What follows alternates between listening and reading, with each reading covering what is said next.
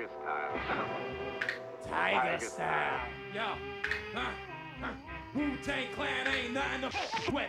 Wu-Tang Clan ain't nothing to f with. Wu-Tang Clan ain't nothing to f with. There's no place to hide once I step inside the room. Dr. Doom, prepare for What's cracking, YouTube? It's me, your host, Tune, aka the Comic Book Thug, and once again bringing another comic book review video.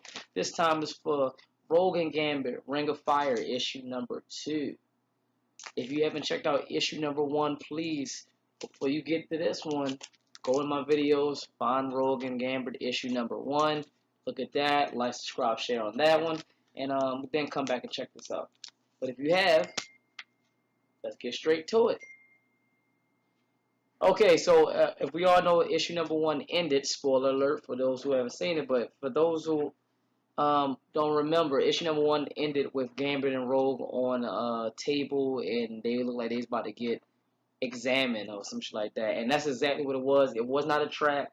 This book opens up with the psychiatrist basically saying that we just needed to see what type of powers y'all have or something like that. So they're released. Now they're in couple counseling, and she asked them how they first met, and they each got separate different stories, like, because they're trying to pick about what is the actual time that they can count when they first met. Like, they both got 2 different occasions where they want to count that as the first time. So they basically just going down memory lane. I'm not going to really go into too many details, but they just go by each one of their stories. So we go back to Paradise Island, and we see them sneaking through the vents, and they're still trying to find evidence about what's going on with this place, if it's bad or nothing like that. And in the midst of that, we see Rogue told her side of the story about how they first met, then Gambit tells his side of the story. Same thing. And to be 100% honest, well, not yet, but we see them drop down into this room after sneaking through the vent, and they get attacked by like 5 mutants. One who has firepower, one who was like horns all over them or something like that. So they get attacked by. So they doing a little battle with them, and they actually like start getting their ass kicked by these guys. But that's because they're working the 5 mutants or whatever attacked them working as a group. So an explosion go off, and they end up in this room where they see a whole bunch of mutants like in a cocoon state with like tubes in their nose, I guess keeping them alive or whatever like that. And the book actually ends right there with the psychiatrist and Dr. Grand saying that it's only a matter of time before I have everything I need, and those 2 would just be in memory, and that's how the book ends. Yeah.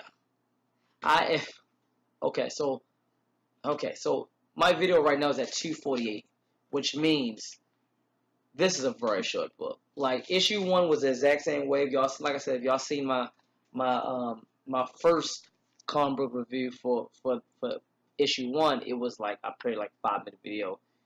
I get it. It's a little mini story, so they're not trying to put too much detail into the story.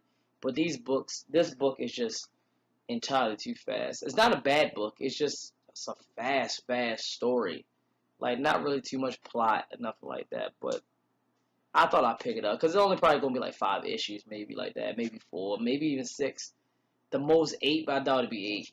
So I was like, why not? Just a side story. And I am a fan of Gambit. Not really a fan of Rogue too much, but I am a fan of Gambit. I'm probably one of the only people that really like Gambit. He's a very cool mutant to me.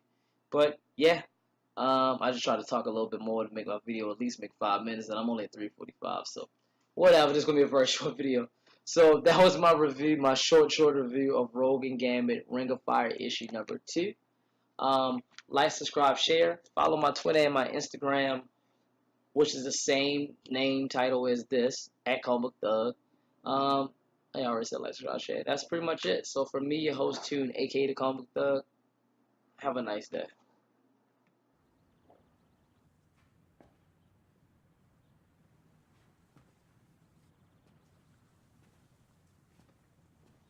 You're still here.